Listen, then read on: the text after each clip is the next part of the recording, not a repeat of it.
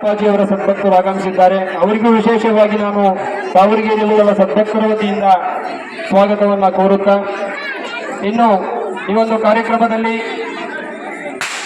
ಇನ್ನು ಕೆಲವೇ ನಿಮಿಷಗಳಲ್ಲಿ ಒಂದು ಮಹಾ ಜಲರಥೋತ್ಸವ ಕಾರ್ಯಕ್ರಮ ಆರಂಭವಾಗ್ತಾ ಇದೆ.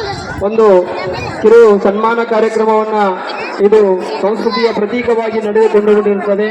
ನಾವು ಇವರನ್ನು ಶ್ರೀಮಠದ ವತಿಯಿಂದ ಅದನ್ನ ಪಾಲಿಸಿಕೊಂಡು ಬಂದಿರತಕ್ಕಂಥ ಕಾರಣದಿಂದ ಈ ಒಂದು ಕಾರ್ಯಕ್ರಮದಲ್ಲಿ ಅದನ್ನು ನಾವು ಮುಂದುವರಿಸಿಕೊಂಡು ಹೋಗುತ್ತಾ ಒಂದು ಕಿರು ಸನ್ಮಾನ ಕಾರ್ಯಕ್ರಮ.